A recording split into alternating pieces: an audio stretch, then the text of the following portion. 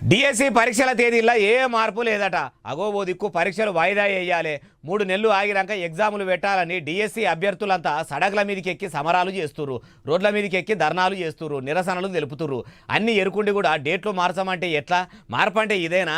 ముచ్చట మొత్తం తెలుసుకుందాం పరి. మొట్టమొదలు చెప్పినట్టే జూలై 18 తారీఖు నుంచి ఆగస్టు 5 తారీఖు దాకా డిఎస్సి పరీక్షలు ఉంటాయని చదువుల శాఖ అధికారులు చెప్పిరట. అంటే మలి సర్కారు డిఎస్సి అభ్యర్థుల ఇబ్బందులను పట్టించుకుంటలేదా అంటే అంతే కదా. ఓ దిక్కు పరీక్షలు వాయిదా వేయాలని రాష్ట్రంలో ఉన్న అభ్యర్థులంతా రోడ్ల మీదకి వచ్చి లొల్లి చేస్తుంటే చేయి సర్కారు వాళ్ళ చింతను అర్థం చేసుకోకుండా అన్న టైంకే పరీక్షలు ఉంటాయని ఎట్లా చెప్తుంది? అంటే వాళ్ళు ఏమన్నా అయిపోని చదవని చదవకపోని పరీక్షలు రాసి పాస్ గానీ ఫెయిల్ గానీ ఏ సంబంధం లేదు మాకు, మేము పరీక్షలు పెట్టినామా అంటే పెడతాము అంతే అనుకుంటున్నారు. ఎట్లా ఏమో చదువుల శాఖ మంత్రికము ముఖ్యమంత్రి రేవంత్ రెడ్డి సార్కే తెలియాలి. అయ్యా సీఎం గారు, ఇదేనా ప్రజాపాలన అంటే?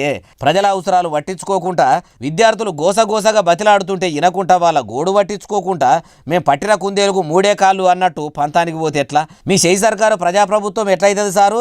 మేము పాలకులం కాదు సేవకులం అని చెప్పుకున్నది ఇదేనా? ఒకపారి డిఎస్సి అభ్యర్థుల బాధలను కూడా అర్థం చేసుకోండి.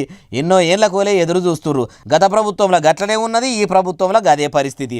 తెలంగాణలో చదువుకున్న పరిస్థితి ఎట్లా తయారైందంటే తుంటెత్తేసి పెద్ద ముద్దురే ఎత్తుకున్నట్టు ఉన్నది.